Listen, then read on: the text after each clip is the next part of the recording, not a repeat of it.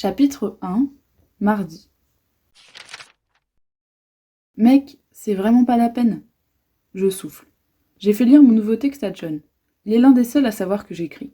Cette fois, c'est une chanson. Enfin, en tout cas, ce sont les paroles d'une chanson. Je suis nulle en musique. J'ai jamais appris, alors je peux difficilement faire plus. Et étant donné que je cache mes textes comme une drogue, je peux pas demander à quelqu'un de plus talentueux que moi de me faire une musique. Ça me fait pas énormément plaisir. J'aime bien mes textes. Et le fait qu'il n'ait pas le droit à une partition digne de ce nom, c'est assez frustrant. Mais c'est comme ça. Mais aujourd'hui, je sais pas pourquoi, John a décidé qu'il allait demander à sa pote compositrice. T'inquiète, je dirais pas qu'il est de toi. Je la connais même pas, ta pote. Mais je t'en parle tout le temps. Bah, ça me fait pas la connaître plus, hein. Et c'est vrai, sa pote compositrice, je la connais que sous ce nom-là. Je sais qu'ils sont amis depuis des milliers d'années, mais je l'ai jamais rencontrée. Bah justement, c'est l'occasion. Allez Adam, je t'assure, tu vas kiffer. Je souffle encore une fois. John est déterminé et je ne le ferai pas changer d'avis. Ok, appelle-la. Mais elle n'a pas intérêt à se douter que ce texte est de moi. Hein. Le brun frappe sur sa poitrine, l'air de dire qu'il prête serment, et dégaine son téléphone. Je le vois taper à toute allure un message, puis me sourire. Je lève un sourcil. Il me force à partager mon texte, même anonymement, et il pense qu'un sourire me fera tout oublier. Si c'était pas l'une de mes plus belles rencontres à la fac et le capitaine de l'équipe de basket dans laquelle je joue, je l'aurais déjà tué. Son téléphone vibre. Il me regarde et me dit « On la rejoint dans 5 minutes dans la salle de musique. » Elle est rapide ? Elle est dispo. Je hausse les épaules. Cette discussion n'a aucun sens. Je pars vers la sortie et John me suit. Direction la salle de musique alors. On arrive là-bas en quelques minutes à peine. On est les premiers. Je m'assois d'un air nonchalant sur l'un des sièges, faisant bien comprendre à John que c'est à lui de gérer la situation. Je ne veux pas être mêlée à cette histoire. Comme prévu, 1 ou 2 minutes plus tard, la porte de la salle s'ouvre. J'entends des talons frapper le sol et descendre des marches du public. 10 secondes plus tard, la fameuse compositrice rentre dans mon champ de vision. Et bordel, John s'était bien gardé de me dire qu'il avait une pote aussi sublime. Cette nana est belle de la tête aux pieds. Elle est asiatique, à en croire ses yeux bridés, elle a les cheveux bruns, lisses, coupés en carré parfait au-dessus des épaules. Sa bouche est à tomber et son corps, je ne vous en parle même pas. Elle porte un jean bleu délavé droit qui ne le colle pas à la peau, mais sous lequel je peux deviner ses jambes fines. En haut, elle s'est contentée d'un simple débardeur noir. Elle porte pas de soutif, alors je peux facilement voir ses tétons et son bonnet moyen qui me satisfait largement. Apparemment, elle n'a pas de fesses, mais ça tombe bien, je m'en contrefiche. Même si elle porte des talons, elle fait minuscule à côté de John. Faut dire que lui, c'est un monstre. 2 mètres de haut, une carrure digne d'un rugbyman et un visage peu accueillant. Pourtant, elle a l'air contente de le voir, ce qui en soi est logique puisqu'ils sont amis. « J'ai cours dans pas longtemps, dit-elle. Bon Dieu, sa voix est aussi sexy que son corps filiforme. Certains doivent sûrement la trouver maigre, vraiment trop maigre. Mais moi, je rêverais de voir ce corps-là sur le mien. Ça prendra pas longtemps, t'inquiète, répond John. Je hausse un sourcil. Je ne dis rien. Mon coloc lui tend mon texte. Tu peux improviser un truc ? Ce sont les paroles d'une chanson ? Ouais. T'es chelou, toi ? Pourquoi t'as écrit les paroles avant d'écrire la mélodie et l'accompagnement ? John sourit. Je vois bien qu'il se retient de tourner son visage vers moi. Je sais que la fille m'a vu, mais elle n'a rien fait de plus qu'un signe de main pour me saluer, alors s'il pouvait éviter d'attirer l'attention sur moi, ça serait parfait. C'est pas le mien, c'est celui d'une pote.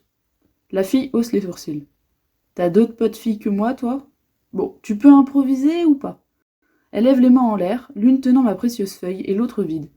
Ok, c'est impatient. Oui, je peux. Au piano ? Ça me va. Elle monte les marches de la grande scène où se trouve le piano à queue. Elle pose la feuille sur le pupitre et s'installe. Avant de jouer, elle se retourne vers John. « Quelle ambiance ?» dit-elle. « Bah, comme tu veux, t'es totalement libre, » répond John.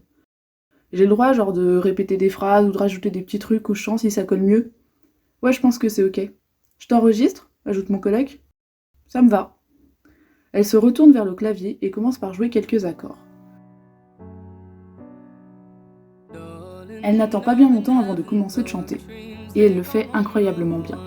Elle a une voix un peu plus grave que ce que j'aurais pensé en la voyant, mais c'est doux et agréable à écouter. Elle joue un accompagnement plutôt simple sur mon premier couplet, et étonnamment, même si je n'avais fait aucune mélodie dans ma tête, j'ai l'impression qu'elle joue ce que je m'étais imaginé. Elle varie un peu le rythme vers la fin du couplet, et je sens qu'elle s'apprête à rendre le refrain puissant.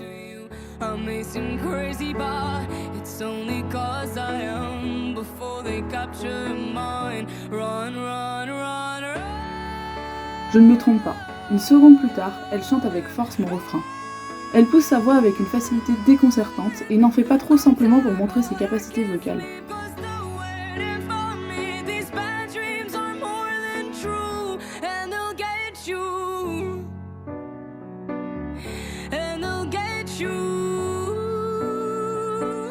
À la fin, elle finit même sur une note aiguë que je ne pensais pas qu'elle pouvait atteindre. Elle enchaîne avec le second couplet en reprenant le modèle du premier.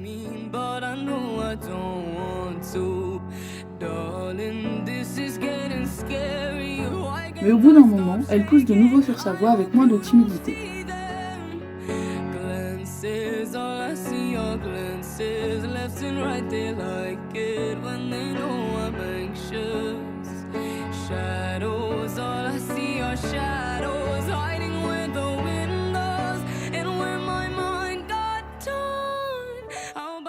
Elle joue une nouvelle variation à l'approche du refrain, beaucoup plus calme et minimaliste cette fois, puis repart dans un enchaînement d'accords imposants sur lequel elle pose une voix intimidante. Je ne me lasse pas d'entendre sa voix, mais je sais que la fin est proche, c'est un petit morceau.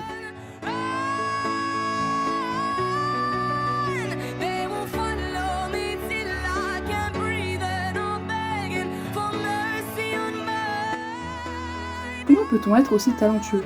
Elle est en train d'improviser un morceau magnifique, puissant, tout en chantant avec une divinité impressionnante et le tout en n'ayant pas le choix du rythme et des paroles.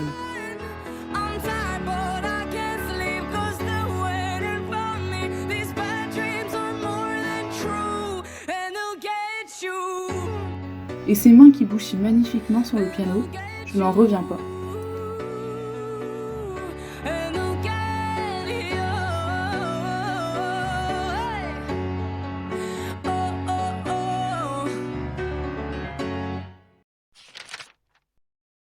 Elle se retourne vers moi, ou plutôt vers John, sans attendre, souriant.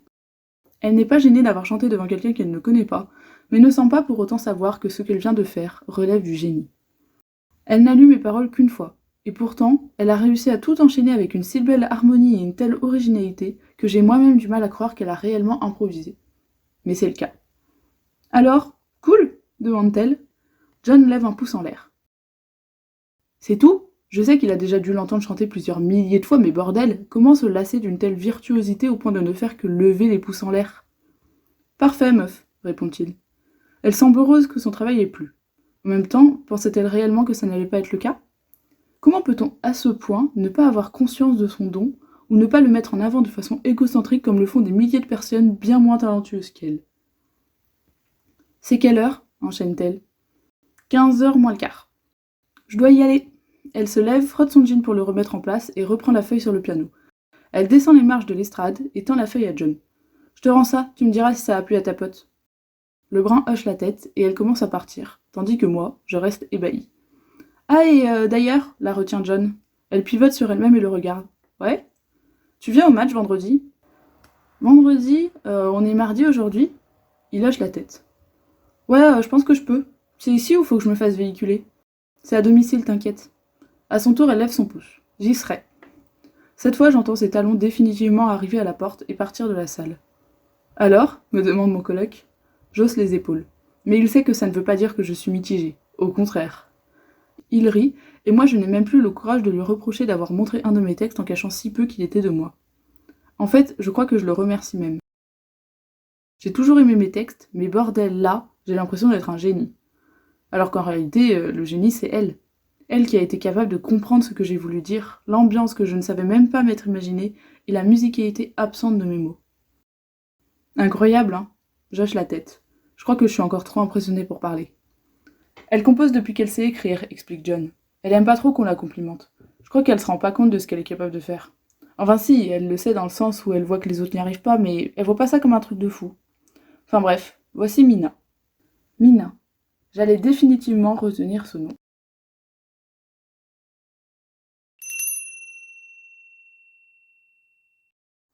Chapitre 2, jeudi.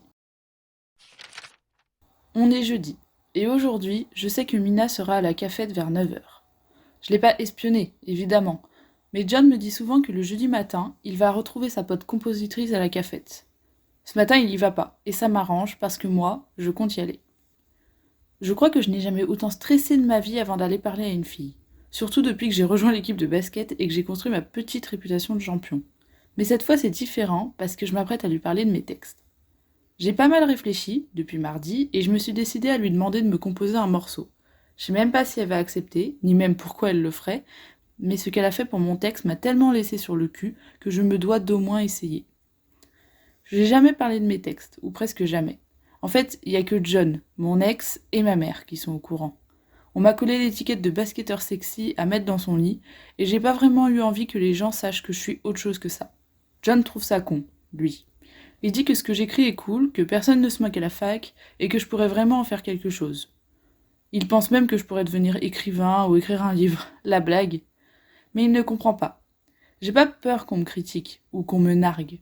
Ces textes sont personnels, et même si une part de moi voudrait que plus de gens les lisent, une autre, plus forte et plus imposante, n'a pas le courage de dévoiler autant de choses à des personnes en qui je n'ai pas totalement confiance.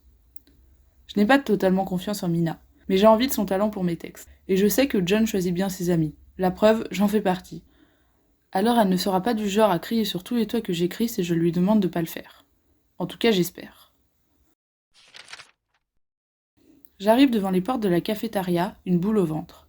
Je n'arrête pas de me répéter que ce ne sont que des textes et une fille aussi sexy que talentueuse, mais je ne peux pas m'empêcher de stresser. Je pousse les portes et la vois. J'ai beau réfléchir, je crois vraiment que je l'avais jamais vue avant ça. Je m'en serais rappelé sinon. Je vais prendre un café pour me donner du courage, puis une fois que je l'ai en main, je fixe sa table. Elle est seule sur son ordi en train de bosser. Je vois derrière elle qu'elle est sur un logiciel de partition, ça doit être pour un cours. John m'a dit qu'elle était en licence de musique, spécialité chant et piano. Rien d'étonnant jusque-là. Je souffle et je me lance. J'arrive vers elle et avant de tirer une chaise, je dis « Je peux m'asseoir ?»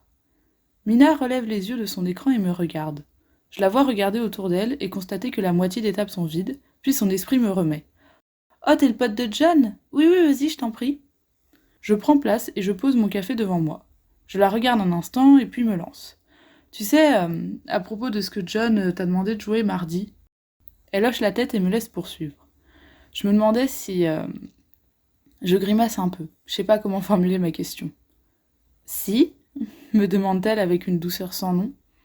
Si tu pourrais le refaire, pour un autre texte. Elle sourit. Pourquoi ? T'as bien aimé ? J'hausse les épaules. Eh bien, oui, dit-elle. Pourquoi pas ? Ça m'entraîne d'avoir des contraintes comme les paroles imposées pour les cours. Et puis tu écris de beaux textes. J'hausse un sourcil. Comment ça, tu écris de beaux textes ? Ils sont pas de toi ? Me demande-t-elle en voyant ma tête. J'avais cru comprendre ça, puisque John ne sait pas mentir et qu'il n'a pas d'autres potes filles. Surtout que tu étais dans la salle, alors... Si, ils sont de moi. C'est juste que je pensais pas que t'avais compris si vite. Elle sourit. J'ai caché mes compos pendant hyper longtemps. Je dois avoir l'œil aiguisé pour les secrets. Je n'ai pas souvent de temps, mais cet après-midi, je suis libre, dit-elle. Alors si t'as pas cours, on peut aller en salle de musique. T'as ton texte avec toi ? En fait, je pensais pas vraiment faire la même chose que mardi. Elle hausse un sourcil. Je tourne autour du pot, je le sais, mais je peux pas m'en empêcher. J'ai pas encore écrit le texte. Je voulais plutôt savoir si ça te disait qu'on en parle et qu'on écrive ensemble. Toi la musique et moi les paroles qui vont dessus. Si ça t'arrange, je peux écrire le texte ou t'en donner un ancien, mais je me suis dit que ça serait plus approfondi si on réfléchissait aux paroles en même temps qu'on écrivait le texte plutôt que de le faire l'un après l'autre. Pas que ce que tu as fait mardi ne soit pas approfondi, sinon je ne serais pas là, mais tu as dû te calquer à mon nombre de syllabes et tout ça, donc... J'ai parlé trop longuement et trop rapidement, ça ne me ressemble pas. Cool, dit-elle, je n'ai jamais fait ça. Je fronce les yeux. Tu acceptes ? Ouais, de ouf, c'est un super entraînement et j'ai jamais écrit pour quelqu'un. Enfin, en cours, on nous demande de composer sous certaines consignes, mais c'est pas pareil que d'avoir vraiment une discussion et tout le tralala que t'as raconté. Je marche. Et du coup, cet après-midi, t'es libre ? J'hoche la tête distraitement. J'ai un CM, mais tant pis, je sèche. Il y a des priorités. Je pensais définitivement qu'elle allait refuser ma proposition avant de venir, mais je n'allais pas me plaindre de m'être trompée. Elle regarde sa montre. J'ai cours dans 10 minutes, alors on n'a pas trop le temps de commencer maintenant, et puis j'imagine que si tu veux pas trop que ça se sache, t'as pas non plus envie qu'on en parle en plein milieu de la cafétéria. Mais on se retrouve à 14h, ça te va ? Ouais, impec, chez moi ? Parfait. Elle se lève et commence à ranger ses affaires. Je te passe l'adresse, non ? Elle s'arrête subitement. Bah, t'es pas en coloc avec John cette année? Si. Bon bah c'est bon alors, j'ai l'adresse. Je suis même déjà venue en fait, mais t'étais pas là apparemment puisqu'on s'est jamais rencontrés. J'opine de nouveau. Ok, super alors. Elle finit de ranger ses affaires et range sa chaise. Je dois y aller, mon cours est à l'autre bout du campus. Bye. Elle me fait signe de la main et s'en va. Je réponds presque en chuchotant, encore légèrement abasourdie par le fait qu'elle ait accepté ma proposition. Comme prévu, à 14h, ou plutôt 14h05, Mina sonne chez moi. John n'est pas là, donc je descends ouvrir. Je ne lui ai pas dit que j'allais travailler sur mes textes avec la brune, je sais même pas pourquoi. Resalut, fait-elle joyeusement. Cette fille est d'un enthousiasme sans nom. Resalut, je l'imite. Je t'ai pas demandé à la cafette, mais t'as un clavier par hasard chez toi? Parce que j'en ai un chez moi, petit à transporter, mais j'ai pas eu le temps d'y repasser, donc là je l'ai pas. Et puis c'est plus pratique, sinon on peut aller chez moi, ça te gêne pas parce que j'ai 2 colocs, donc j'ai un clavier. Je la coupe en voyant qu'elle pouvait continuer longtemps. Elle s'arrête dans sa phrase et me regarde surprise. Oh, c'est vrai? J'hausse les épaules. J'écris pas mal de chansons, alors j'ai voulu me mettre à un instrument. Je pensais que le piano était le plus simple, mais j'ai vite abandonné. Faut juste avoir les bases, après ça va tout seul pour faire des petits accompagnements. Bon bah super, elle est où ta chambre? Enfin, c'est le clavier est là-bas, sinon, il est où le clavier? Le clavier est dans ma chambre, et ma chambre elle est en face de celle de John. Je pointe la direction, même si je suis presque sûre qu'elle sait déjà où se trouve la chambre de John. Elle y va, et ouvre la porte sans hésiter bien longtemps. Elle a l'air plus à l'aise que moi. En même temps, elle est pas avec un génie sans nom. J'arrive derrière elle, et la vois sortir son ordinateur et s'asseoir sur mon lit.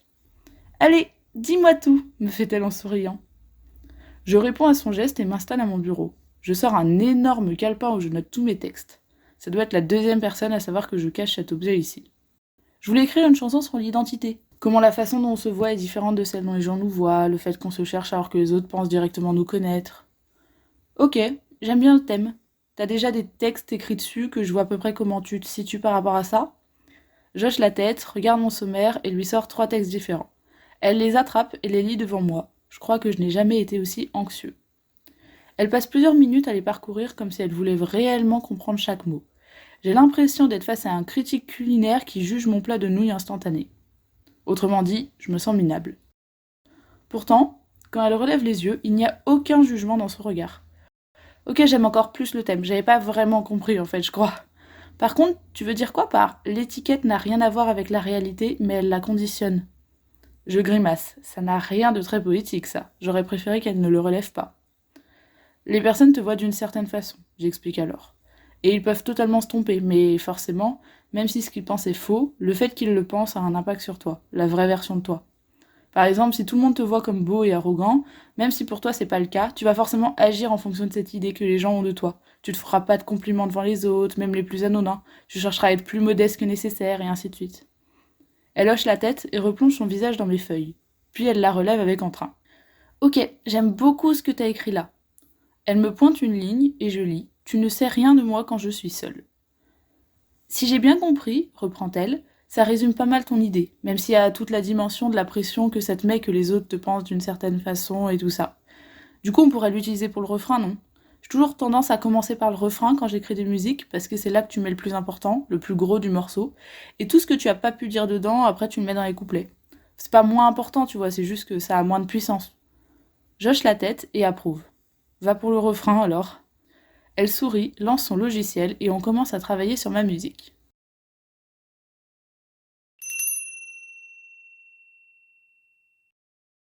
Chapitre 3. Vendredi. On est vendredi, et le match vient de se terminer. Je suis complètement essoufflée, je transpire à tel point que j'ai retiré mon t-shirt et je m'assois de façon lasse sur le banc des vestiaires. Malgré tout, un sourire éclaire mon visage. On a gagné. Allez, grand gaillard, à poil, me dit John en me donnant une grande tape dans le dos. Ça me fait un mal de chien, alors je me prive pas pour lui rendre l'appareil et on part vers les douches. On retire nos vêtements et on s'installe l'un à côté de l'autre. Il n'y a ni pudeur, ni gêne entre nous. On se fiche grandement que les autres joueurs de l'équipe trouvent que ça fait gai de pas respecter la distance de sécurité interdouche. On le fait pour les urinoirs, c'est déjà bien assez. Non pas qu'on puisse pas se passer l'un de l'autre, mais après les matchs, on aime bien parler ensemble. John, c'est la meilleure rencontre de mes années fac, voire même de ma vie. Il est à l'écoute et en même temps il sait te secouer. Il te donne une claque derrière la tête quand tu fais une connerie, mais il te tend la main quand ça va pas. Avec lui, j'ai aucune timidité, aucune angoisse, et c'est notamment pour ça que j'ai osé lui faire lire mes textes. Il est vraiment important pour moi. Faut que je me dépêche, je sais pas si Mina veut que je la ramène, dit-il. Oh, elle est venue? Je demande. Il se retourne vers moi, un grand sourire au visage. Pourquoi? Elle te manque déjà? Tu veux la revoir? Je lui donne un violent coup dans le bras et il rit. Hier, on a parlé très longtemps de notre musique en collaboration et forcément, John est arrivé et a appris pour notre projet. Il s'est bien gardé de dire quoi que ce soit tant que la brune était là. Mais dès qu'elle est partie, les moqueries ont débuté. Il disait que je devais avoir eu le coup de foudre pour que je sois allé lui proposer d'écrire une musique ensemble. Et même si j'ai tout nié en bloc parce que pour le moment je l'ai même pas draguée, il se doute au fond que c'est peut-être un peu vrai. En même temps, elle est incroyable. John doit être aveugle et inconscient pour ne la voir que comme une amie. Une fille comme ça, il faut l'avoir dans sa vie en tant que copine. Physiquement, rien à reprocher, musicalement, une divinité, et mentalement, je ne pensais même pas qu'il était possible de s'entendre aussi bien avec une fille. Je suis restée 3 ans avec la même meuf, ma seule ex d'ailleurs, mais j'ai jamais eu l'impression de pouvoir parler aussi librement que ce qu'on a fait jeudi avec Mina. Elle comprenait tout ce que je lui disais, et même si elle n'était pas toujours d'accord, elle savait écouter et débattre en même temps. On a les mêmes goûts musicaux, les mêmes goûts cinématographiques, les mêmes valeurs, et j'en passe. C'est dingue. Je sais pas si elle pense la même chose de moi, mais ce qui est sûr, c'est qu'elle me plaît énormément. Avec John, on finit par sortir des douches, s'habiller et quitter le vestiaire, non sans checker tous les joueurs de notre équipe. On a fait du bon boulot aujourd'hui. En sortant du gymnase, on arrive dans une foule immense. Plusieurs personnes nous félicitent, dont quelques joueurs de l'équipe adverse, et on les remercie tous chaleureusement. Je vois John regarder un peu partout autour de nous et je comprends qu'il cherche Mina. Je fais de même, et mon regard se bloque quand je vois ses cheveux bruns. Elle est en train d'embrasser un mec. Je sais pas pourquoi, mais une étrange boule se forme dans ma gorge, et cette vision d'elle en train de passer ses bras autour de la nuque de ce gars me dégoûte. Tu regardes quoi? Me demande John. Il suit mon regard et obtient sa réponse tout seul. Ah ouais, c'est Luc, son copain. Je grince des dents. T'aurais pu me prévenir. Il me regarde. Mec, t'es vraiment en kiff sur Mina? Je sens dans sa voix qu'il ne se moque pas. Il est parfaitement sérieux. Je pensais qu'il le savait, même si je l'ai pas avoué. Je suis pas censée avoir tant de peine pour une fille que j'ai rencontrée il y a 4 jours, mais je peux pas nier que ça m'arrache les entrailles de savoir qu'elle a quelqu'un. C'est sérieux? Je demande. J'entends John souffler. Je connais déjà la réponse. Ça fait 7 ans, dit-il. Je déglutis. Ok, je m'attendais pas à ça. C'est son premier copain, précise-t-il. Elle en a jamais eu d'autres. Ils se sont mis ensemble au lycée. Lui, il est un peu plus vieux, alors je crois qu'il a une ex, mais je sais pas vraiment. Ça peut te rassurer, c'est un gros con et je le déteste. Pourquoi? Il la traite pas bien. Enfin, pas qu'il la frappe ou quoi, mais ils passent leur temps à s'engueuler et vraiment, elle pourrait avoir 1000 fois mieux. Je préférerais qu'elle soit avec toi, par exemple. Je lève les yeux au ciel. Ce genre de truc, tu peux te retenir de les dire. Excuse. On reste un moment en silence comme ça. 7 ans, bordel. Elle a connu que lui. Et je sais parfaitement qu'un premier amour a une place très spéciale dans notre cœur, alors j'ai plus vraiment quelque chose à espérer avec elle. Ça me fait chier. J'ai sûrement dû l'idéaliser, après tout. Je n'ai eu qu'une seule vraie conversation avec elle. Alors, ok, elle a duré près de 8 heures, mais je peux toujours pas dire pour autant que je connais Mina. Je finirais bien par voir ses défauts et oublier mes sentiments actuels. Tu peux partir si ça te dérange, me dit John. Je dois aller la voir, moi. Je nie de la tête. C'est juste une fille. Je vais pas non plus partir pleurer en mangeant de la glace parce qu'elle a un mec. Puis d'ailleurs, j'ai bien envie de le rencontrer, ce mec en question. On s'avance donc vers le couple, et par chance, quand on arrive, ils ont fini de s'embrasser. Elle lui tient le bras, mais se retire en voyant John. Elle doit savoir qu'il ne l'aime pas. Oh, salut mec, fait Luc. Salut, répond mon coloc.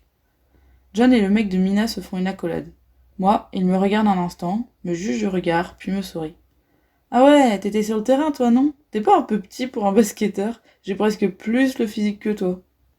Il rit, mais je me contente d'oser un sourcil. Je fais 1m80 et au basket, c'est vraiment pas grand. Lui, étant donné qu'il est plus grand que moi, et plus petit que John, il doit faire 1m90. Pas marrant, le Gus, finit-il par dire en voyant que sa blague ne m'a pas convaincu. Peu importe ma taille, je sais ce que je vaux au basket. Puis c'est quoi cette façon de saluer quelqu'un pour la première fois? Luc, tais-toi, dit Mina. Elle lui prend le bras et le tire un peu plus en recul. Tu fais pas les présentations, bébé? Dit ce dernier. Il accentue sur le bébé spécialement pour moi. Il veut montrer qu'elle lui appartient. Et je déteste ça. Mina semble hésiter un instant. Luke, je te présente Adam, c'est le coloc de John, et Adam, voici Luke. Son copain, précise-t-il comme s'il n'avait pas encore compris. J'hoche la tête par politesse et il y répond à peine. On rentre, ajoute Mina à l'attention de son fameux copain. J'en déduis que je te raccompagne pas, intervient John. Ah, ouais, non, pas besoin. J'ai oublié de te prévenir, désolé. Il s'en remettra, ajoute Luke. C'est décédé, je le déteste, définitivement. Ce mec a tout de la personne imbuvable qui n'est là que pour exposer sa richesse ou ses conquêtes. Pourquoi Mina est avec lui? Je la vois qui lui tire le bras vers la sortie. Il lui fait honte et je le sais. Mais elle ne devrait pas culpabiliser. C'est lui le fautif. Quand ils sont assez loin, John se tourne vers moi. Tu comprends pourquoi je te dis que c'est un con? Ouais, je grince des dents. Bon, on rentre? Mon coloc approuve et on va vers notre 4x4. On aurait pu venir à pied, mais on savait qu'on serait trop fatigué après le match et actuellement, je m'en remercie. Quand on arrive à l'appart, 5 minutes plus tard, je ne suis pas d'humeur festive. On vient pourtant de gagner, mais je crois que j'ai vraiment un problème avec Mina. Elle est juste en couple, pas de quoi en faire tout un plat. Tu la connais depuis 4 jours, t'as un problème à réagir comme ça. C'est ce que j'arrête pas de me répéter. Mais je peux pas nier qu'au fond, ça m'impacte vraiment. Demain, je vais la voir pour bosser sur notre musique. Et j'espère 2 choses. La première, c'est que son crétin de mec ne soit pas là. Honnêtement, ça m'étonnerait. Elle a bien compris que je voulais pas parler de mes textes et elle a l'air de vouloir respecter ça. Et la deuxième, c'est que je trouve rapidement un défaut insupportable chez elle pour passer à autre chose.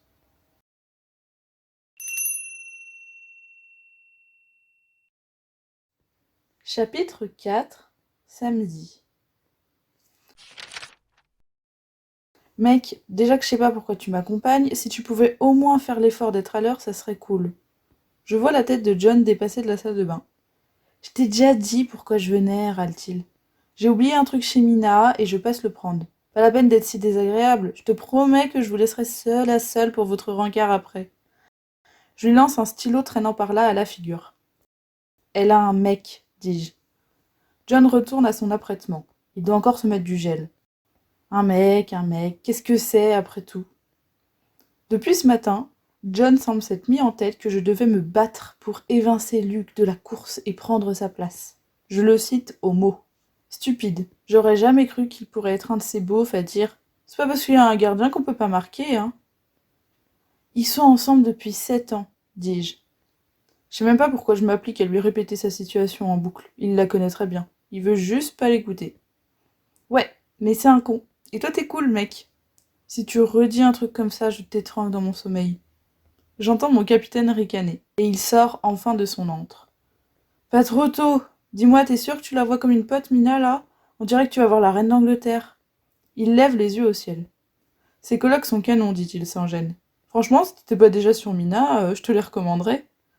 Or, 1, on ne recommande pas une fille, et 2, je suis pas sur Mina. Plus, en tout cas. D'accord, monsieur le féministe casse-couille.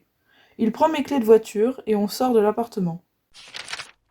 On arrive devant l'appartement de Mina, environ 15 minutes plus tard. Elle est pas loin du campus, mais par rapport à nous, c'est l'opposé. Ça reste assez près, mais à pied, ça deviendrait un peu compliqué. On sort de ma Fiat et on s'avance pour aller sonner chez la virtuose. Seulement, petit à petit, on commence à percevoir des cris. Je regarde John et il semble tout aussi intrigué que moi. On s'approche encore un peu, puis il finit par mettre sa main devant mon torse pour m'arrêter. On devrait faire demi-tour, dit-il. Ça ne nous regarde pas. Je fronce les sourcils. De quoi? Mais il n'a pas besoin de me le dire pour que je comprenne. Les cris de Mina et son copain suffisent à m'expliquer. Et tu crois que je pense quoi, moi, quand je te vois mettre des talons de pute? Je mets ces talons pour moi, parce que ça me fait me sentir belle. La voix de Mina est forte, mais je sens une certaine détresse dans son ton. T'as pas besoin de te sentir belle, hein, t'es en couple, je te signale. Quoi? Mais t'es un abruti de première, ça a rien à voir. Je peux vouloir me sentir belle sans que ce soit pour draguer. Puis d'abord, change pas de sujet, hein. On parlait pas de ça. Ah ouais? Et si moi j'ai envie de parler de ça? J'entends distinctement leur discussion, et contrairement à ce que préconise John, je n'ai aucune envie de m'éloigner. Les mots de Luke sont bien trop violents. Jamais je me permettrais de parler comme ça à ma copine. J'ai honte quand je t'emmène chez mes parents, relance ce dernier. Ton père me met la main au cul et tu dis rien. Viens pas me dire que c'est mon comportement qui est problématique. Il l'a fait une fois. Non, et tu le sais très bien. Tu fermes juste les yeux parce que t'as pas les couilles de l'affronter. Un bruit de verre résonne. Je retiens ma respiration. Est-ce que c'est pas le moment où on est censé intervenir? Ça a l'air de devenir physique. Mina crie avant que je n'ai eu le temps de prendre une décision. Mais t'es malade? Sors d'ici. Pas tant qu'on n'aura pas fini notre conversation, répond Luc. Non, tu sors maintenant. Tu te prends pour qui pour me jeter une assiette? C'est à ma coloc en plus, t'as aucun respect. Dégage, je veux plus te voir ici. T'es censé être parti depuis plus d'1 heure de toute façon. Les cris semblent peu à peu s'atténuer, puis un autre verre se brise. J'entends de nouveau la voix de Mina, je regarde John. Elle gère, dit-il pour me dissuader d'agir. À moins qu'on entende que Luc veut pas sortir, ça sert à rien d'intervenir. Ça va juste la mettre dans l'embarras et repousser leur conflit à plus tard. Mais vraiment, Adam, me coupe-t-il. Je parle en connaissance de cause. Je souffle mais lui fais confiance. J'imagine qu'il est déjà assez embêté de savoir qu'il n'arrive pas à sortir son ami d'une relation aussi malsaine. Je vais pas en rajouter une couche en lui reprochant son attitude. Dehors hurle Mina. La porte de l'appartement s'ouvre, et je vois la musicienne pousser son copain à l'extérieur. Celui-ci cherche à re-rentrer, mais elle lui ferme la porte dessus et pousse de toutes ses forces. John place sa main sur mon bras pour me retenir une fois de plus. « On n'a pas fini !» dit le footballeur énervé. « Oh que si! Dégage de ma vue, je veux plus te voir. Va prendre ton putain de train et reviens quand tu seras enfin calmé. Parce que tu crois que j'ai envie de revenir? Je m'en contrefiche, je veux que tu partes, maintenant. Si tu voulais te trouver une copine toute fragile à martyriser, fallait pas sortir avec moi. Dégage de là !» Mina finit par fermer la porte et Luc part de la propriété en serrant les dents. Mon souffle reprend tout doucement un rythme normal, et mon cœur cesse de battre à toute allure. Mina ouvre de nouveau la porte et vérifie que son crétin de petit ami n'est plus là. De là où on est, elle peut difficilement nous voir, mais moi, je la vois souffler de soulagement. Pourquoi elle reste avec lui s'il lui tape ce genre de crise? Bordel, il lui a lancé une assiette dessus, et même 2 probablement. Ça n'a rien d'acceptable. Ils sont à distance, me dit John. Ça a du bon comme du mauvais. Le positif, c'est que ça lui a au moins permis de ne pas se faire complètement matrixer le cerveau et de couper les ponts avec tous ses amis et sa famille. Luc serait capable de lui demander ce genre de choses. Mais le négatif, par contre, c'est que du coup, elle a tendance à oublier vite avec le manque, qui est vraiment insupportable avec elle. Insupportable, c'est plus que ça à ce stade. On parle d'insultes, de violence, de rabaissement, là. John souffle. Il le sait, j'aurais dû me taire. Il ne rajoute rien, et on attend d'un silencieux accord que quelques minutes se passent. Ça ne sert à rien de dire à Mina qu'on a vu tout ce qui s'était passé. Finalement, après tout le temps imparti, on arrive devant la porte et on toque. La fille qui nous ouvre n'a pas l'air d'avoir été traitée de pute quelques minutes auparavant. Elle cache bien son jeu, et ça m'attriste de savoir la réalité des choses. « Je t'ai mis tes affaires dans le salon, Jen, » dit-elle. D'ailleurs, je me disais, si ça va à Adem, tu pourrais rester jusqu'à ce qu'on finisse. Comme ça, tu pourras nous donner un avis. Ça me va, dis-je avant d'obtenir la réponse de mon coloc. Ce dernier hausse les épaules. Pourquoi pas, mais je fais quoi en attendant? Mets-toi un match à la télé, ou mange un truc dans le frigo. Je sais pas, tu as bien trouvé un truc. De toute façon, j'ai avancé de mon côté, donc on devrait aller vite cette fois. J'ai bossé aussi, dis-je. Mina me regarde et me sourit. Elle a un merveilleux sourire. Ok, on fait comme ça alors? Ouais, dit John. Allez faire vos cochonneries dans la chambre pendant que je dévalise ton frigo. Elle lève les yeux au ciel et le frappe au bras. Elle doit avoir la force d'une mouche comparée à lui, déjà que moi je fais clairement pas le poids, mais il fait mine d'avoir mal. Soit il se fout complètement de sa gueule, soit il veut pas la vexer. Et je pense que c'est plutôt la première option, connaissant le personnage.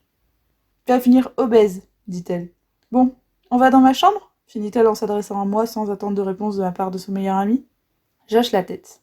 On se dirige vers son petit espace personnel et elle me laisse prendre place sur son lit tandis qu'elle s'installe à son clavier.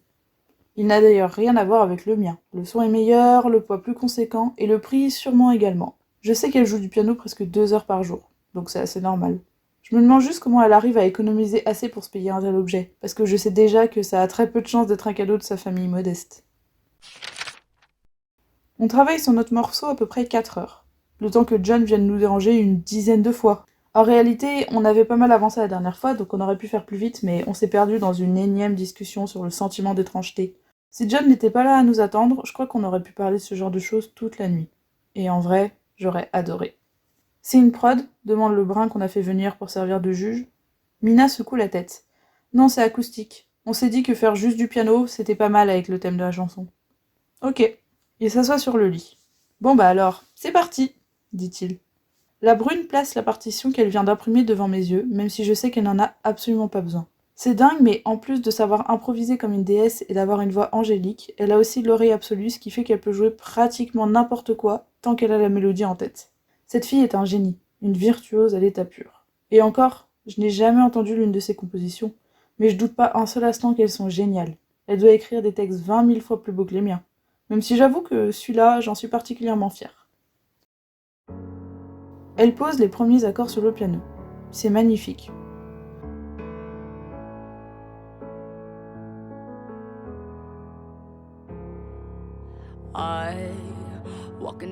Sa voix grave arrive quelques secondes plus tard, lentement, mais avec une prestance imposante. Je la vois chanter tous mes états d'âme avec une telle poésie que j'ai l'impression de voyager. What you wanna see, but you don't even know me. What did I do now? What did I do now? He said, she said, over it. You're acting like you're brilliant, but you don't know. Yeah, you don't know. Sa voix devient plus puissante au moment du refrain, comme elle aime le faire. Elle exclame la fameuse phrase « Tu ne me connais pas quand je suis seule ». J'ai l'impression d'entendre une pluie d'étoiles filantes.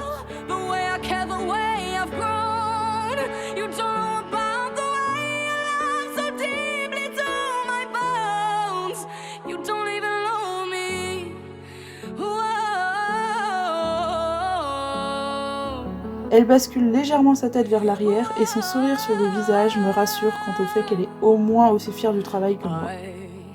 Walk it off and brush away everything you say, 'cause I don't care at all. I don't care at all. He said, she said, over it. You're acting like you're brilliant, but you don't know. Yeah, you don't know. Elle reprend le refrain avec la même voix grave. Contrairement à son improvisation de mardi, on a décidé de moins jouer sur les variantes et de plutôt se contenter d'une structure classique. Mais malgré tout ça, la chanson est unique et sa voix aussi. Et les sensations que ça me procure sont incroyables. Sa voix part dans les aigus comme dans les graves, dans la profondeur comme dans la superficialité.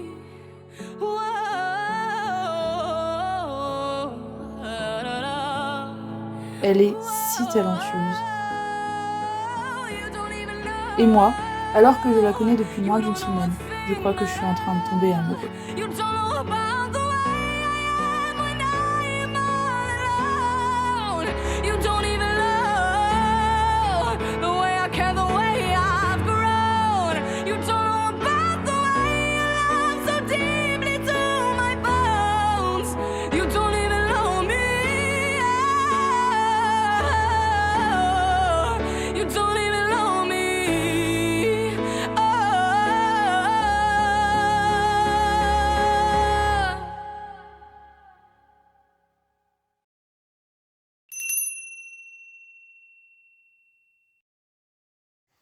Chapitre 5, 3 mois plus tard.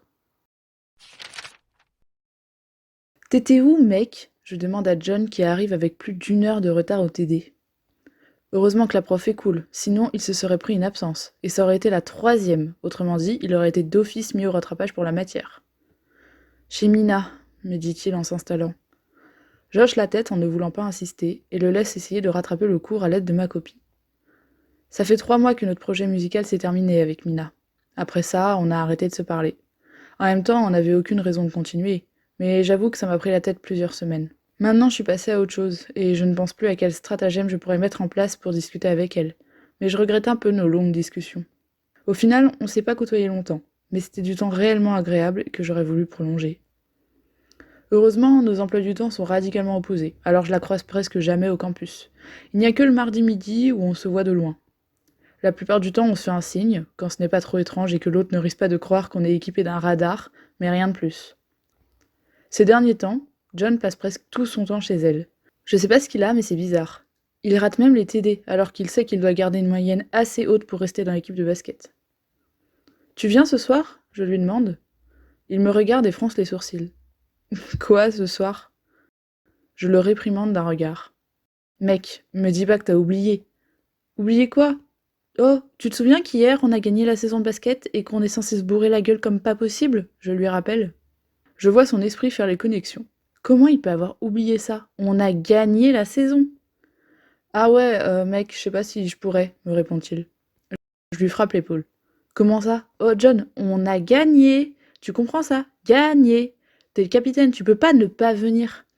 Je sais, mais ce soir, j'ai un truc. Je hausse un sourcil. Quoi? De quoi à quoi? T'as quoi ce soir? Et me dis pas rien, sinon je te jure que je te castre. Il ferme les yeux et souffle. Je dois aller voir Mina, répond-il enfin. Mais il se passe quoi avec elle à la fin? Elle trompe plus qu'avec toi? Ta gueule, me fait John en me frappant. C'est juste que... laisse tomber. Il ne compte pas continuer sa phrase, mais de mon côté, je ne compte pas le laisser s'en tirer comme ça. C'est juste que quoi? Il me juge du regard. Depuis quand on a des secrets, lui et moi? Mina veut pas que j'en parle. Je m'en bats les couilles de ce que Mina veut ou pas. T'as quoi? De toute façon, je lui parle plus, elle risque pas de savoir que t'as brisé ta petite promesse. À nouveau, il souffle. Elle a cassé avec Luc. Je suis coupée dans mon élan. Ça, pour le coup, j'y avais pas pensé. Genre, définitivement? Je demande. John hoche la tête. C'est elle qui l'a quitté. Enfin, j'ai envie de dire. Mais elle est quand même un peu au fond du trou depuis 2 semaines. Ça explique beaucoup de choses. Je sens qu'une petite euphorie monte en moi, mais je la repousse au loin rapidement. Ça fait 3 mois, faut que je passe à autre chose. Je peux pas la lâcher, pas maintenant, me fait John. Je peux comprendre. En fait, je comprends même totalement. Mina est sa meilleure amie et elle a besoin de lui. C'est même étonnant qu'il ait réussi à se concentrer pour nos derniers matchs de la saison. T'as qu'à l'emmener, dis-je. L'emmener où? Bah, ce soir, à la soirée. Il me regarde comme si je venais de proposer une idée faramineuse. Tu me dis qu'elle est au bout du rouleau depuis 2 semaines, j'explique. Eh bah, fais-la sortir, ça va lui faire du bien. Le but était de te bourrer la gueule de base, mais tu peux juste venir avec elle, passer la soirée sobre à la soutenir, mais au moins ça la fera voir du monde, prendre soin d'elle et penser à autre chose, quoi. Mes arguments doivent être suffisamment pertinents pour John, parce qu'il semble considérer la question. Je lui proposerai, finit-il par dire. Propose-lui vraiment, hein. Genre, insiste un peu.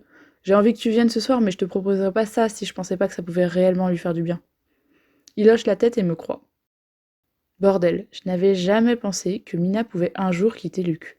C'est un mec insupportable, prétentieux, mauvais, d'accord. Mais ça faisait tout de même 7 ans qu'ils étaient ensemble, et elle semblait décidée à lui faire des gosses. Honnêtement, j'ai même pas envie de faire semblant d'être triste pour elle. De 1, parce que c'était un con et qu'elle mérite mieux, et de 2, parce que, bordel, même si je veux pas me l'avouer, parce que ça fait 3 mois et que ça craint un peu, Mina me plaît toujours, et sa rupture est une porte ouverte pour moi. Quand j'arrive à la soirée, la première chose que je fais est de voir si lui et Mina sont là, mais je constate rapidement que non. Fait chier. Je comprends que Mina a besoin de lui et je lui en voudrais pas s'il me lâchait, mais ça me fait bien chier. C'est quand même notre capitaine. Beaucoup de monde me salue, me félicite encore pour mon beau match, c'est vrai que j'ai vraiment bien joué, et je connais pas la moitié de leurs prénoms. C'est toujours comme ça de toute façon. Tout le monde connaît les sportifs, mais pas inversement. Surtout les basketteurs en fait. Au campus, c'est l'équipe la plus populaire parce qu'elle a déjà amené l'université en finale du championnat ou même à la victoire. On compte bien réussir cet exploit encore une fois d'ailleurs en mars. Je rejoins les autres membres de l'équipe et on m'apporte une bière. En général, j'aime me faire discret aux soirées, mais j'avoue que ce soir, je veux juste un peu célébrer notre victoire, une bière à la main. Je papote avec tout le monde, quelques temps, jusqu'à ce que mon téléphone vibre. Je le sors en espérant qu'il s'agisse de John et je ne suis pas déçue. On arrive, c'est ce que dit le message. Et bordel, il ne pouvait pas me faire plus plaisir. J'ai envie de me faire croire que c'est pour avoir mon capitaine auprès de moi que je pense ça, mais je sais que le « on » englobe aussi Mina et ça joue. 10 minutes plus tard, je le vois passer les portes de la maison. Il regarde derrière lui et je me doute qu'il vérifie si Mina suit bien. Il ne me faut que quelques secondes pour la voir de mes propres yeux. Et bordel, elle est encore plus belle qu'elle ne l'a jamais été.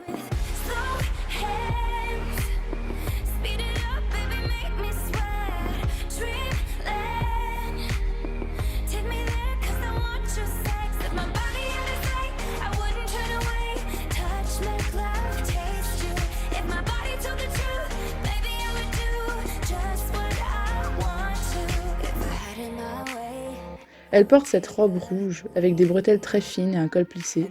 Elle n'a pas de soutien-gorge et la matière en satin marque avec divinité ses tétons. La robe lui arrive mi-cuisse, voire peut-être un peu plus long, ce qui me laisse voir ses jambes fines marcher avec élégance. Elle est incroyablement sexy mais aussi très classe, il n'y a rien de provoquant ou de vulgaire là-dedans. À ses pieds, elle porte des talons noirs, ce qui lui affine encore plus les jambes. J'adore. Je décolle mon regard de son corps pour la voir elle, pour de vrai. Ses lèvres pulpeuses sont soulignées par un magnifique rouge à lèvres rouge. Certains trouveront peut-être que ça contraste trop avec ses tout petits yeux, mais moi j'ai juste envie de l'embrasser. Elle a son éternel carré lisse de cheveux noirs et son regard bridé. Je crois que je me lasserai jamais de ce combo. Finalement, pour une fille qui est au bout du rouleau, elle a plutôt l'air en forme. Elle a même l'air sacrément en forme.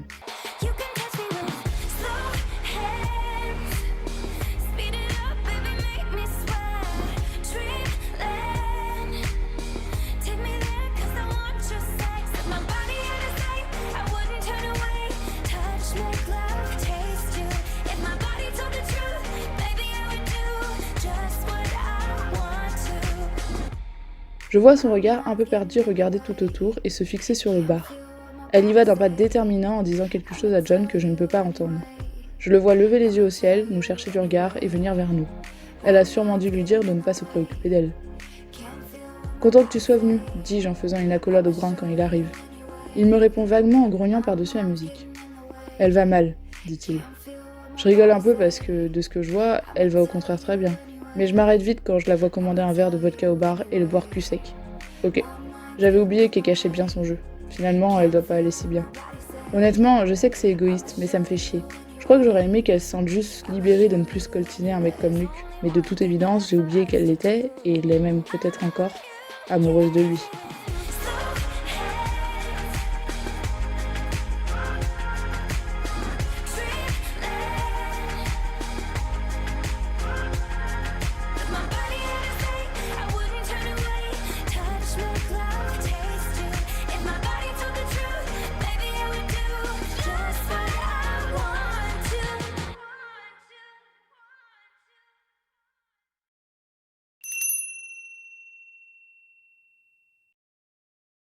Chapitre 6 Soir de fête.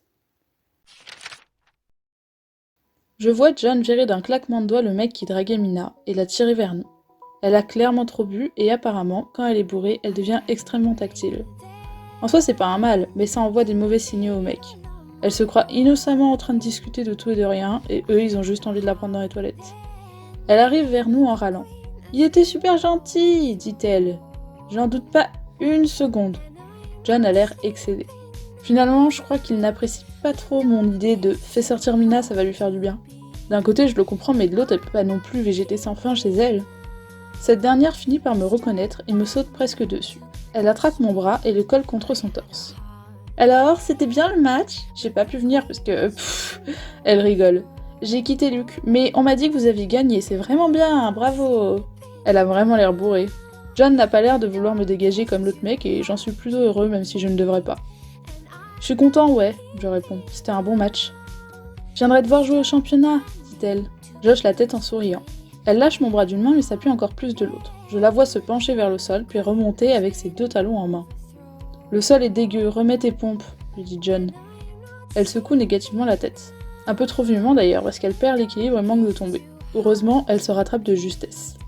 Ça, c'est de la torture, John. Ça fait mal aux pieds, tu peux même pas imaginer. En lui parlant, Mina se met à agiter ses talons devant le visage du brun avec un peu trop d'entrain. Ok, les remets pas si tu veux, mais éloigne cette arme de moi. Tu vas me crever un œil. Mais non, fait-elle en riant. Elle tourne ses chaussures dans sa main, me laissant découvrir que la semelle était rouge, à la différence du reste noir. C'est tout fragile, ça. Regarde. Elle empoigne le talon et cherche à le casser dans sa main. Seulement, la copine de Doris, l'un des membres de l'équipe, l'arrête. « Attends, c'est des vrais ? » ?»« Quoi ?» crie Mina qui n'avait pas entendu à cause de la musique plus forte. « C'est des loups-boutins !» répète la jeune femme un peu plus fort. La brune hoche la tête. « Les casse pas alors ! T'es folle !»« Pourquoi ?» je demande naïvement. La copine de Doris me regarde et pointe les chaussures du doigt. « Ce modèle-là, il vaut au moins 800 balles !»« 1200 celui-là !» répond Mina. « Mais on s'en fiche, c'est pas moi qui ai payé !»« C'est qui ?» demande la jeune femme toujours en criant. « C'est mon copain, enfin mon ex, mais j'aime pas le Luc donc ça me rappelle juste qu'il me connaissait vraiment pas. » Bah vraiment meuf, je comprends totalement ton ressentiment mais je t'en supplie pour l'amour du dieu et de la mode, ne casse pas ces chaussures. À la limite revends-les ou donne-les, mais les casse pas. Mina semble convaincue par l'argumentaire pourtant peu développé de la copine de Doris, puisqu'elle hausse les épaules et arrête de vouloir casser le talon. De toute façon, elle a déjà dû oublier pourquoi elle voulait le faire de base. Elle se retourne vers moi et me dit « Tu veux à boire ? Je vais chercher un truc au bar. » Je souris. « Tu devrais pas arrêter de boire, toi ? T'es pas mon mec, t'as pas à me dire ça. » Je rigole. Même si j'étais ton mec, j'aurais pas à te dire ça. Mais je t'impose rien, hein, c'est juste un conseil. T'as déjà pas mal bu et c'est la fin de soirée. Tu vas être hyper mal demain et vomir tes tripes. Elle grimace à cette idée et se résigne à ne pas retourner au bar. John me remercie du regard. L'avantage au moins c'est que la Mina bourrée n'est pas têtue. Même au contraire, elle est très facilement influençable. Son corps est toujours collé contre le mien et je sens sa jambe nue contre ma cuisse. Son décolleté est contre mon bras. D'un côté, je me dis que pour elle, son comportement ne porte aucun sous-entendu, mais de l'autre, je peux pas m'empêcher d'être content d'être celui qu'elle colle, celui qu'on regarde avec jalousie.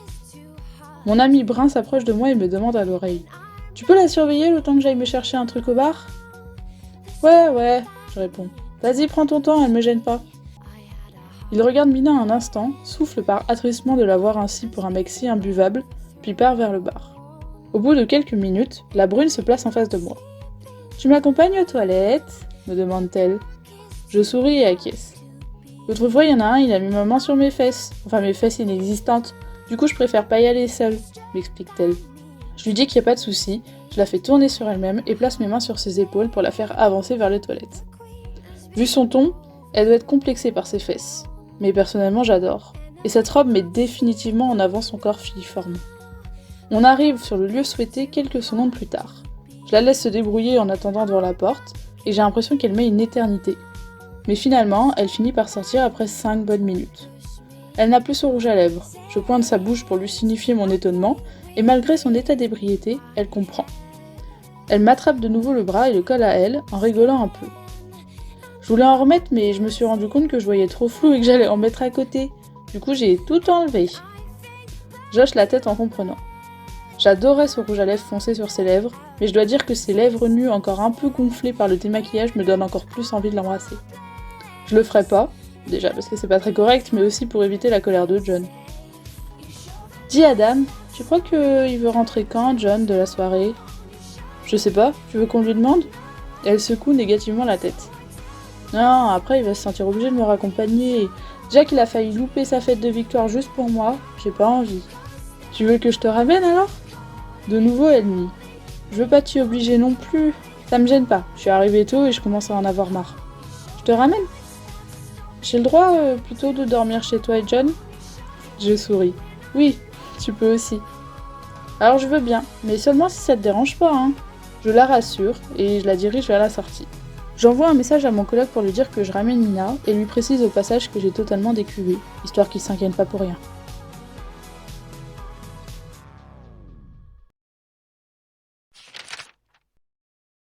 Oh, elle est mignonne ta voiture, fait Mina en découvrant ma Fiat 500. Je pensais que tu serais du genre à avoir un gros 4x4 i2, comme John. Eh bien non, j'aime bien le modèle de la Fiat 500, et c'est pratique en ville. Elle hoche la tête et grimpe à l'intérieur. Pendant la route, Mina me parle de tout et de rien. Elle me raconte ses dernières compositions, les devoirs qu'elle a à rendre dans le cadre de sa licence, les plats qu'elle a cuisinés, et ainsi de suite. Mais je remarque que tout ce qu'elle déblatère date d'avant sa rupture, soit de plus de 2 semaines.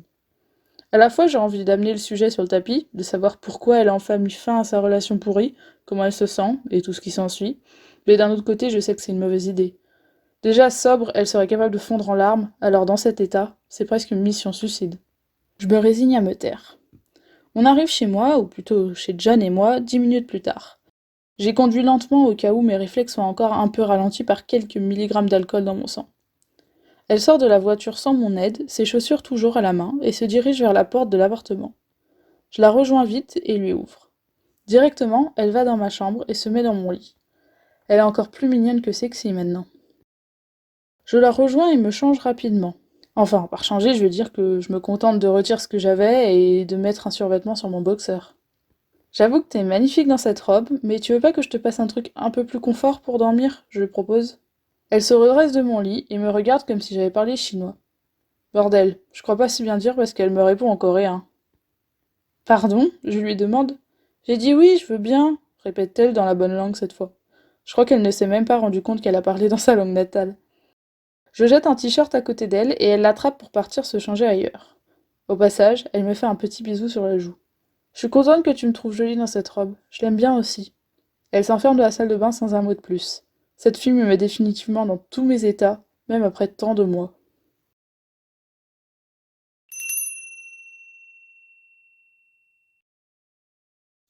Chapitre 7 Week-end.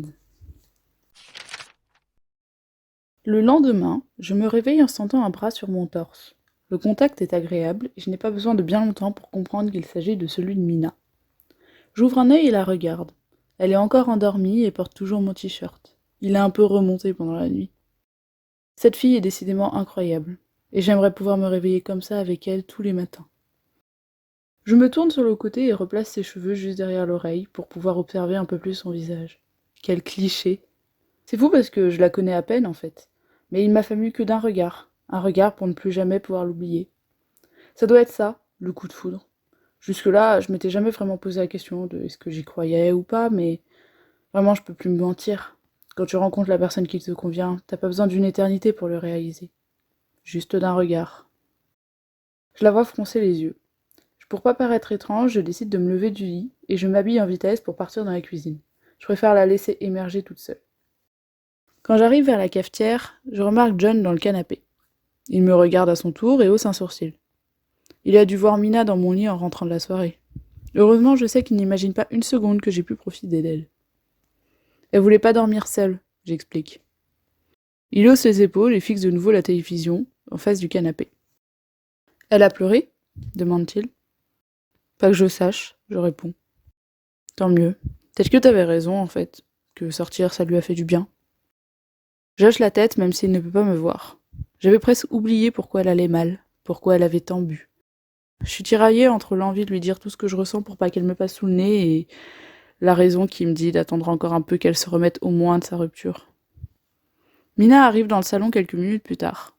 Elle a remis sa robe en satin, probablement pour ne pas être gênée dans mon t-shirt, et honnêtement, je ne sais pas ce que je préfère. J'adore l'idée qu'elle porte mon vêtement, mais cette robe lui va si bien que je ne peux pas choisir. Est-ce qu'il y aurait un de vous qui pourrait me ramener chez moi ? Dit-elle timidement. Maintenant ? Demande John. Si possible, j'ai un travail à rendre pour lundi. Je peux, je me propose directement. J'ai envie de passer encore un peu de temps avec elle. Laisse-moi juste me brosser les dents et on y va. Elle hoche la tête et me remercie du regard. Quelques minutes plus tard, elle monte de nouveau dans ma petite Fiat 500.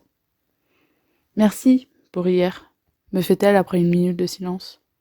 J'ai rien fait ? Si, bien sûr que si, tu t'es occupée de moi. Je suis désolée, j'ai vraiment trop bu. J'hausse les épaules. C'est pas grave, ça ne m'a pas dérangée. Je la vois sourire puis se retourner face à la route. Même son odeur me fait perdre la tête. C'est quoi ce que tu dois rendre pour lundi ? C'est un plan pour notre album. La prof veut qu'on essaye de faire un premier opus. J'hoche la tête. Et tu avances comme tu veux ? Elle grogne un peu. Je sais pas trop, je manque d'avis. Besoin d'aide ? Je veux pas t'embêter, répond-elle du tac au tac. J'arrive pas à déterminer si elle me dit ça par des sincérités ou parce qu'elle ne sait pas comment décliner ma proposition. Je décide de jouer franc jeu. Ça me gêne pas, hein, tu m'as bien été avec mes textes au début d'année.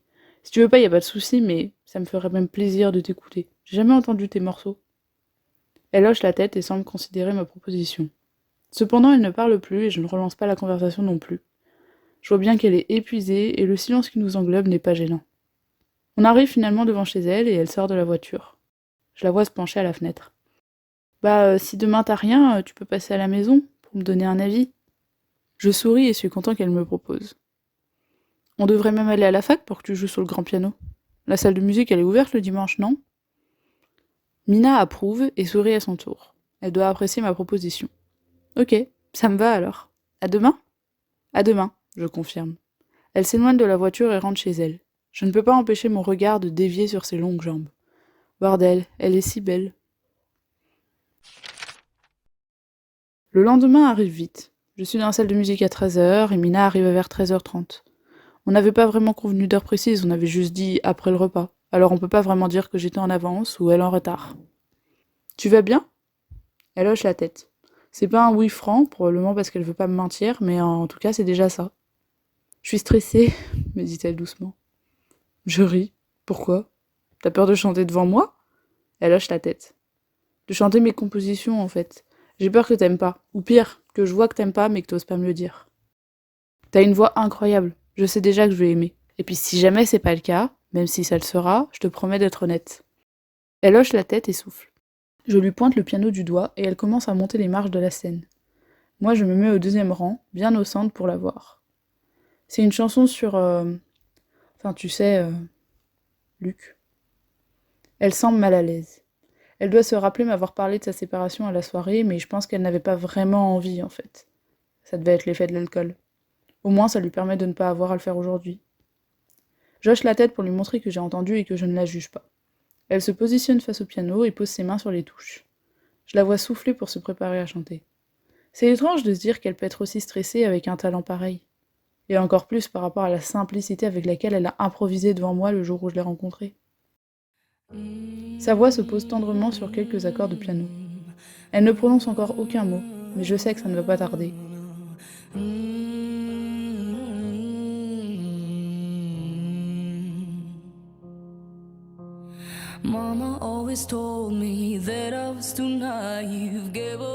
Et en effet, les premières phrases arrivent. Elle a la voix lente, grave, intense. Par rapport aux autres fois où je l'ai vu jouer, le piano est beaucoup plus calme. On ressent la peine de cœur. Et c'est ce dont parlent les paroles. All you do is come on, I just came here to collect. Red check, hard and dead. Don't you know that I cried tears of gold for you? Elle hurle avec harmonie qu'elle pleure des larmes d'or pour celui qui a brisé son cœur et bascule la tête en arrière.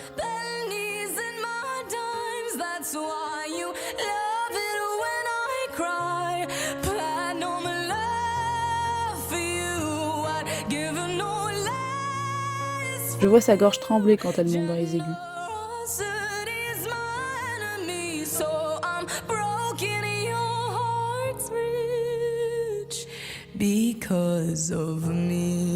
Puis le refrain se termine lentement, dans une tonalité grave qui lui est propre. Elle recommence un couplet calme, avec un peu moins de timidité. Elle n'a besoin d'aucun artifice pour faire ressentir tout ce qu'elle a à dire, pas même du piano. En fait, sa voix à elle seule suffit.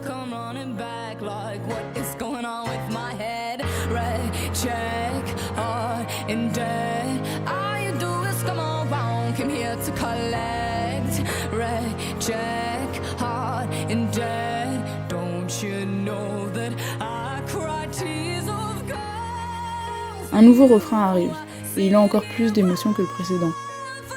Sa voix chante avec autant de sincérité qu'elle est belle, et je peux vous assurer que ça fait beaucoup de sincérité. L'accompagnement est toujours aussi simpliste derrière elle, toujours aussi doux, aussi discret pour laisser toute la place à la mélodie.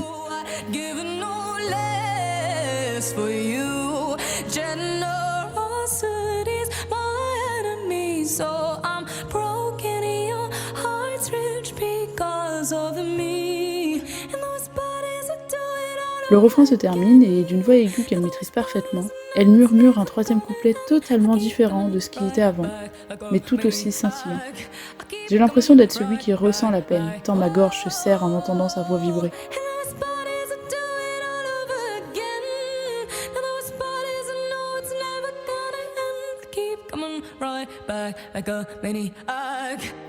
Elle continue de chanter jusqu'à marquer une courte pause. Mais je sais que c'est pas la fin, parce que je sais qu'elle a encore mieux à proposer pour finir sa composition.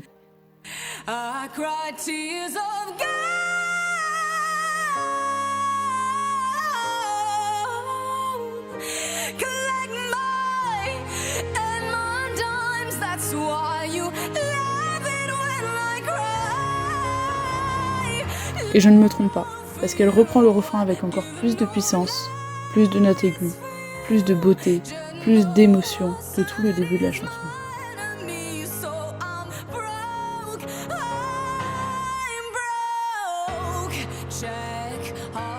Elle ponctue encore une fois sa romance détruite par des phrases moins chantées.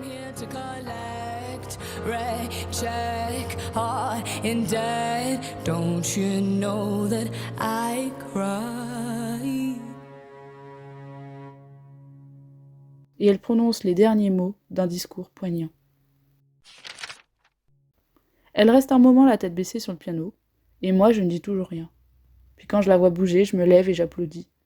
Je suis seule dans la salle, mais même si ça n'a pas l'étoffe que j'aurais voulu, elle comprend que je la félicite. Elle sourit. C'est incroyable, je dis. Elle sort de son piano et descend pour me rejoindre. Elle se place devant le premier rang, à mon niveau. Merci. J'aimerais te dire que ça doit être le premier titre de ton album, mais je suis sûre que toutes tes autres compositions sont aussi fabuleuses. Elle détourne le regard, gênée, et me remercie une fois de plus. Un petit silence s'installe, mais je finis vite par le briser. J'aimerais juste souffrir à ta place quand j'entends ça. Elle relève le regard vers moi.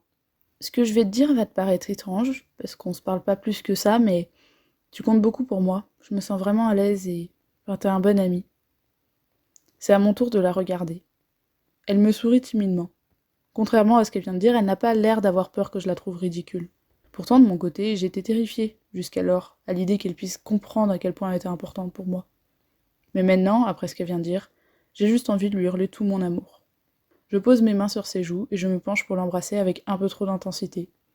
Elle ne me repousse pas, mais écarquille les yeux. Je m'arrête. Je sais même pas l'importance qu'un baiser a pour elle. J'aurais dû réfléchir. Même si au final le mien contient bien plus de sentiments que j'ai jamais pu en ressentir pour une autre fille, c'était peut-être déplacé. Je pose mon front contre le sien, en tenant toujours son visage dans mes mains, et lentement je lui avoue. J'ai pas envie que tu me vois comme un ami.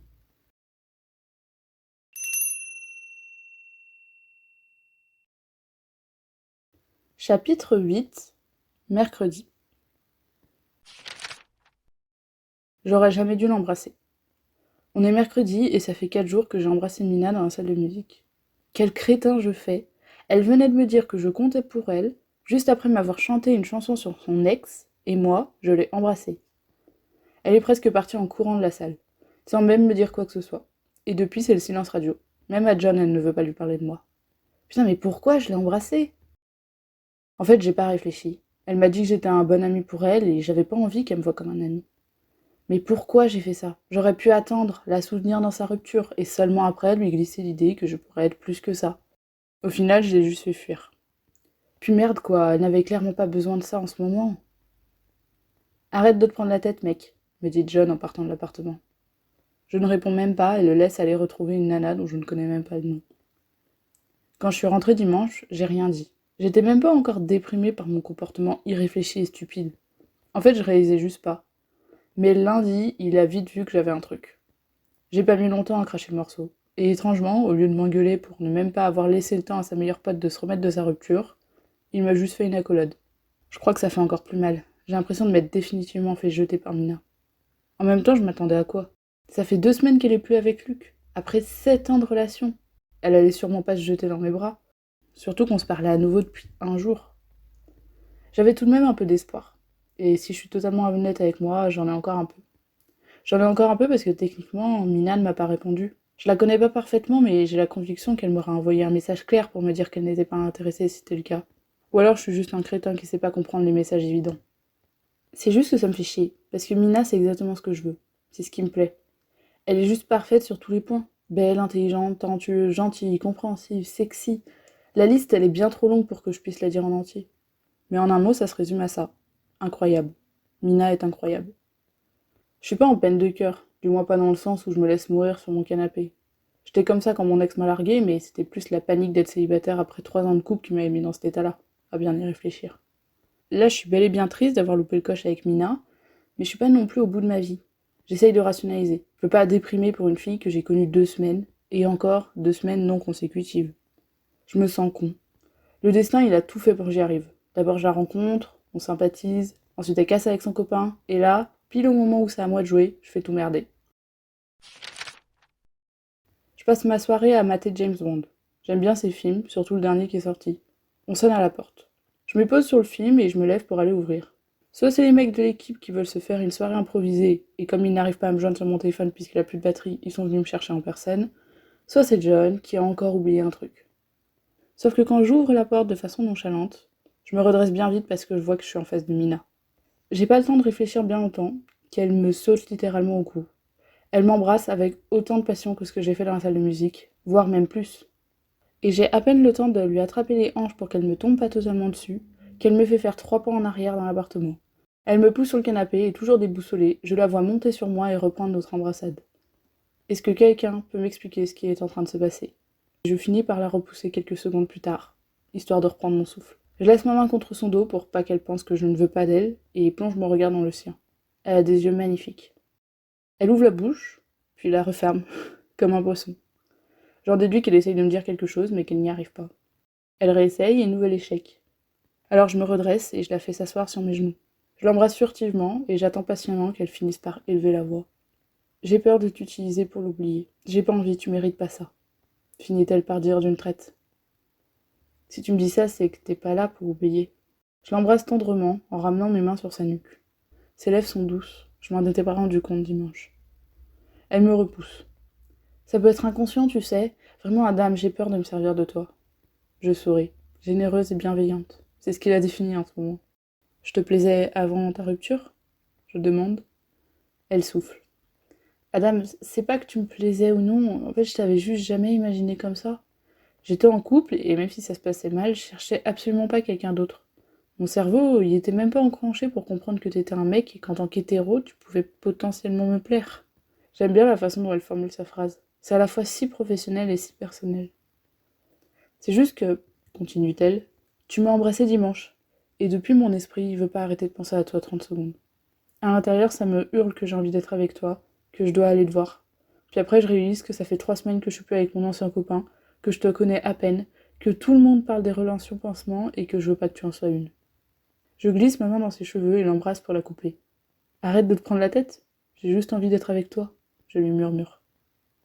Elle me regarde un instant perdu. Elle a les lèvres rouges à cause de notre échange. Et c'est sexy au possible. Finalement, un sourire discret vient se dessiner sur ses lèvres, et elle m'embrasse de nouveau. Cette fois, c'est plus calme, et même son cœur s'est apaisé. Je l'attire vers moi, et je me couche de nouveau dans le canapé. Lentement, on se tourne sur le côté, et je l'enveloppe totalement dans mes bras. On s'embrasse, on se regarde, on se parle. La soirée qu'on passe tous les deux ce soir-là est juste parfaite.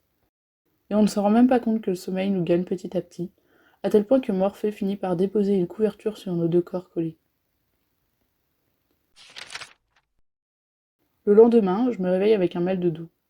Je grogne et cherche à bouger, mais en sentant mon torse heurter une petite tête, je m'arrête. Cette fois, par rapport à la dernière fois où je me suis réveillée à côté de Mina, il me faut quelques secondes pour réaliser que c'est elle qui est dans mes bras, et qu'elle a décidé de me laisser une chance. De nous laisser une chance. J'oublie rapidement ma douleur et souris. Elle est encore plus belle quand elle dort. Ou peut-être, en fait, qu'elle est belle tout le temps. Quelques mèches de cheveux se sont faufilées un chemin vers sa bouche, et je les lui retire. Ça suffit à la réveiller. Mais elle est si mignonne en fronçant les sourcils que j'arrive pas à culpabiliser. Cette fois, je ne sors pas en vitesse du lit. J'ai le droit de la regarder dormir d'aussi près. Elle ouvre les yeux une dizaine de secondes plus tard, et met quelque temps à remettre dans l'ordre les événements de la veille, elle aussi. Elle finit par me sourire, et je ne peux pas résister, je l'embrasse. Elle répond à mon attention, et inconsciemment, je me sens soulagée. J'avais peur qu'hier, elle ne soit venue que sur un coup de tête et que, aujourd'hui, elle regrette. Je la regarde un instant, puis spontanément, je demande « C'est raciste si je dis que t'as de beaux yeux ?» Elle pouffe de rire. J'ai même pas réfléchi avant de parler. « Pourquoi veux-tu que ce soit raciste ?» dit-elle finalement, toujours en riant. J'hausse les épaules, même si c'est difficile vu ma position. Un jour, j'ai demandé à un mec ses origines. Il l'a hyper mal pris. Du coup, depuis, j'ai toujours peur de dire quelque chose de déplacé. Quand tu demandes à quelqu'un ses origines, ça veut implicitement dire que pour toi, il a pas une vraie tête d'américain. Donc il y en a qui aiment pas trop. Mais me dire que j'ai des beaux yeux, c'est juste un compliment, c'est pas pareil. Qu'ils soient bridés ou non, t'as le droit. T'as de beaux yeux, je finis par dire. Honnêtement, je sais pas où cette relation va nous mener. Peut-être qu'elle a juste besoin d'oublier, en fait. Ou peut-être que j'ai vraiment réussi à la séduire. Je sais pas. Mais je sais que je veux profiter à fond de tous les jours que j'ai le droit de passer avec elle. Parce que cette fille-là, j'en suis fou amoureux. Et la seule chose que je veux, c'est de l'avoir à mes côtés le plus longtemps possible. Parce qu'il ne m'a fallu qu'une fraction de seconde pour aimer Mina de tout mon cœur, mais que je sais d'avance qu'il me faudra l'éternité pour réussir à l'oublier.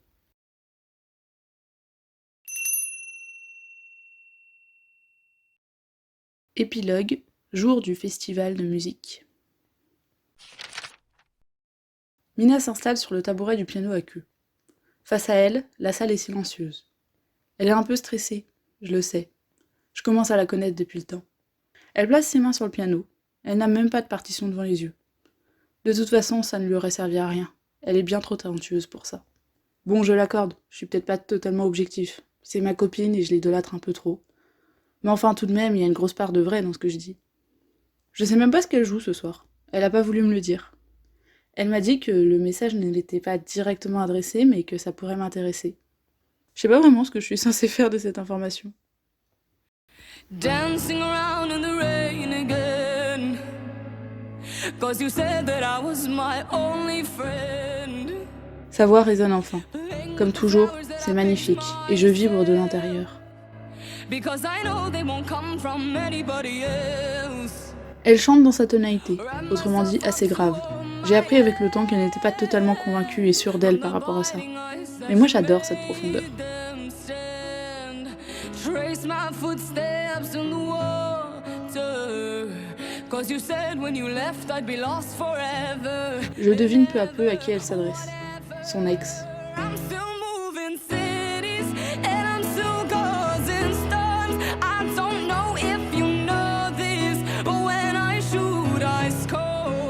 Elle lui reproche de l'avoir rabaissée, de ne pas l'avoir assez bien aimée, de ne pas l'avoir encouragée. Seulement, ça n'a rien à voir avec la chanson qu'elle m'avait jouée juste après sa rupture, le soir où je l'ai embrassée pour la première fois. Dancing around in the dark again. But I'm happier now than I ever was then. Feel my heart as it disobeys, making room for another in these bed. Un sourire irrépressible apparaît sur mes lèvres. Elle crie sa victoire. Elle dit à Luc qu'elle est forte, qu'elle va bien, sans lui, qu'elle est heureuse. Et je comprends pourquoi elle a dit que la chanson allait m'intéresser. C'est sa façon d'enfin me dire, officiellement, qu'elle est sûre qu'elle ne m'utilise pas pour l'oublier, qu'elle m'aime pour de vrai.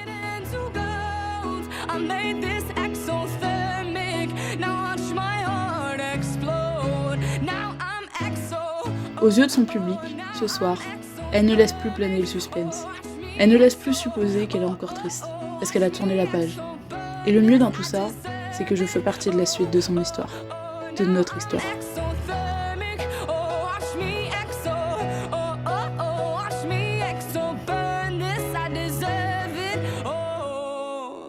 John à côté de moi hurle, et je le suis. Parce que cette fille mérite tous les hurlements, les applaudissements, les félicitations du monde. Alors même si j'ai pas le pouvoir de lui donner tout cela, je peux au moins jurer de la chérir jusqu'à la fin de ma vie.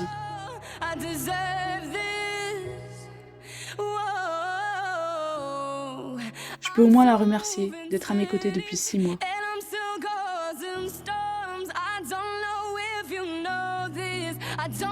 Et je peux au moins l'aimer avec plus d'amour que jamais personne ne sera capable de lui donner.